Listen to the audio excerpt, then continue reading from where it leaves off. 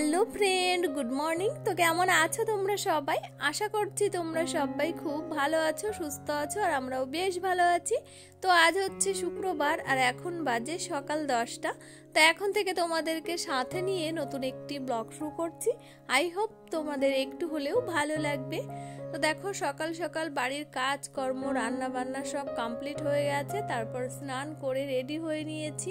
তো আমরা সবাই যাব বাড়ির, শুধু বাবু যাবে না। তা বাবুর জন্য দুপুরে রান্না বান্না সব কমপ্লিট করে রেখেছি, উনি ওনার মতো খেয়ে নেবে।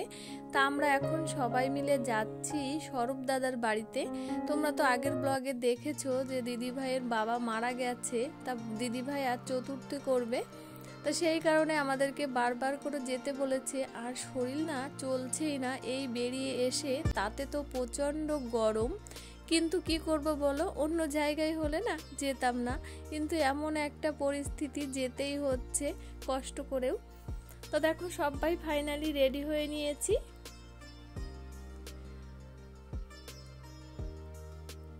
তো এখন একে একে এই যে গাড়িতে উঠে পড়ছি। আর সোনা তো দেখেছো আগের ব্লগে এই কুর্তিটা নিয়ে এসছে, ও বলছে আমার কোনো জামা নেই পরবার মতো, তা ওই এই জামাটাই পরলো।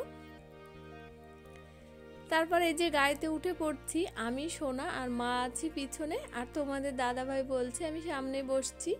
তো অলরেডি আমরা বাড়ি থেকে বেরিয়ে পড়েছি। আর দেওর গাড়ি চালাচ্ছে। তো দেখতে দেখতে আমরা বনগাঁতে চলে এসেছি। আর এত পরিমাণে রাস্তায় রোদ আর গরম, মানুষজন কমই চলাফেরা করছে, মানে অতটা লোকজন নেই রাস্তায় আর কি।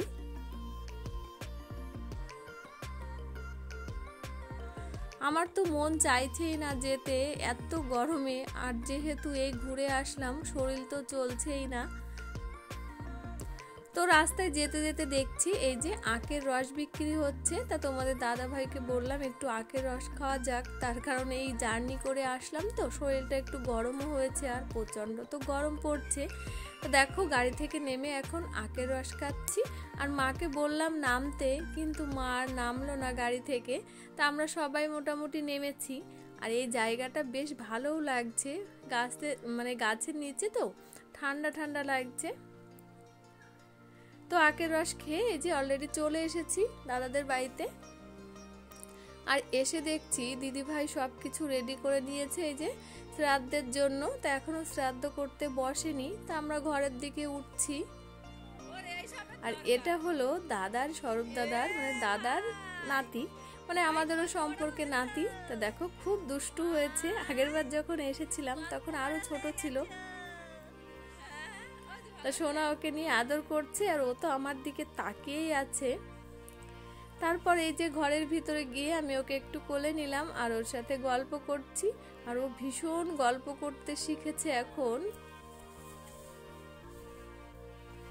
আর ছোট বাচ্চাদের না কোলে নিতে আমার বেশ ভালো লাগে, আর বাচ্চারা আমার কাছে থাকেও ভালো, কাঁদে না একদম। দেখো, আমি এভাবে ওকে নাচাচ্ছি, ও কিচ্ছুই বলছে না আমাকে। তারপর ঘর থেকে আমি চলে এসেছি বাইরে। তো এসে দেখছি দিদিভাই অলরেডি শ্রাদ্ধের কাজে বসে গেছে। আর পাশে বসে আছে ওইটা দিদিভাইয়ের বড় ননদ হয়। তা আমি ওই যে ভাইকে নিয়ে, তা আমাদের তো সম্পর্কে নাতি হয়, তা আমরা ভাই বলেই ডাকি। তা ভাইকে নিয়ে আমি এই যে এসছি এখানে। আর বাইরে না দাঁড়ানো যাচ্ছে না, যেমন রোদের তাপ তেমনই গরম। তারপর ওখান থেকে চলে এসেছি, দেখছি রান্না হচ্ছে এখানে। তা এই দিদিরাও তো গেছিল আমাদের সাথে গ্যাংটক রান্নার কাজে। তা দেখে আসলাম কি কি রান্না হয়েছে। তারপর ওখান থেকে আবার চলে এসেছি এই যে দিদি ভাইয়ের এখানটায়।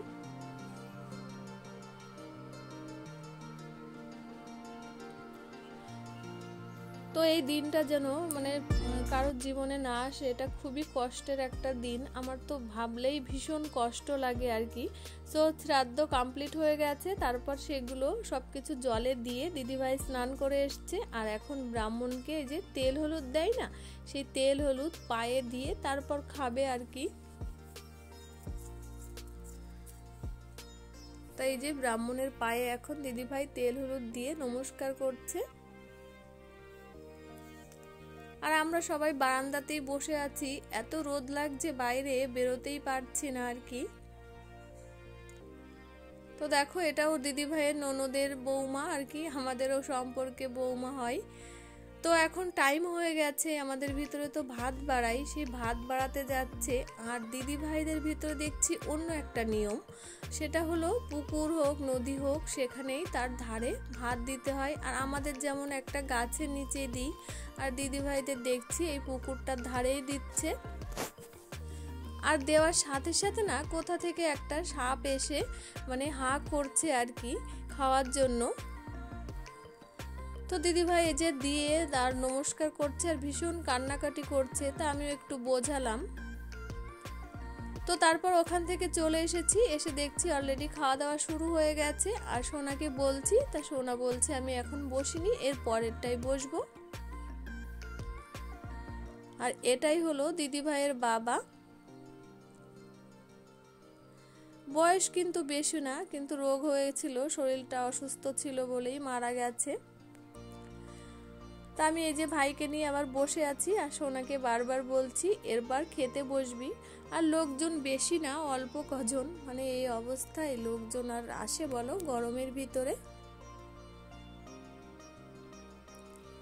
তো তারপর সোনা মা দেওর বসে পড়েছে আর তোমাদের দাদা ভাই বলছে আমরা পরে বসবো। তা আমি বললাম ঠিক আছে। তো সবার শেষে আমি আর তোমাদের দাদা ভাইও বসে পড়েছি। আর এখন সবাই বাড়ির লোকজন খাওয়া দাওয়া করছে, তা আমরা ওদের সাথেই বসেছি। তো খাওয়া দাওয়া করে কিছুক্ষণ বসেছিলাম, তারপর এখন এই যে বাড়িতে যাওয়ার জন্য রওনা দিচ্ছি। তো সবাইকে বলছি আর কি যে আমাদের বাড়িতে যাওয়ার কথা।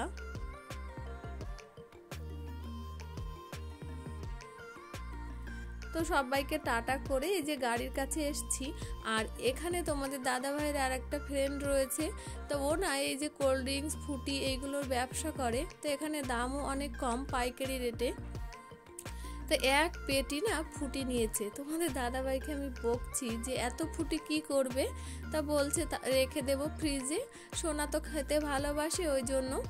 তা ওখান থেকে আবার একটা ফুটি সৌরভকে দিতে বললাম। তা সৌরভকে ডাকছি, ও আসছেই না, ঘরের ভিতরে রয়েছে। তারপর দেখো এই যে সৌরভ চলে এসছে, তো ওকে একটা ফুটি দিয়ে দিয়েছে তোমাদের দাদা ভাই, বলছে এটা ফ্রিজে রেখে তুই খাস। তারপর আবার একটু কথা বলছি সবার সাথে। আর এই দেখো এক পেটি ফুটি। আমি তোমাদের দাদা ভাইকে ভীষণ বকাবকি করছি, আমি বলছি কতদিন ধরে খাবে তুমি এগুলো। তো দেখো আমাদেরকে টাটা করে দিল সবাই। তো এখন বেরিয়ে যাচ্ছি। আর প্রচন্ড গরম লাগছে গাড়ির ভিতরে, বসতেই পারছি না, হাওয়া ঢুকছে কিন্তু বসতেই পারছি না। মানে অনুষ্ঠান বাড়ি খেলে না এমনিতেই কষ্ট হয় আর কি। তো এখন চলে এসেছি, এটা গোপালনগর।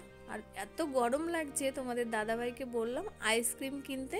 তো তোমাদের দাদাভাই আইসক্রিম নিচ্ছে, কিন্তু ওনার পছন্দ হচ্ছে না, আমাকে বারবার বলছে তুমি নেমে চয়েস করো।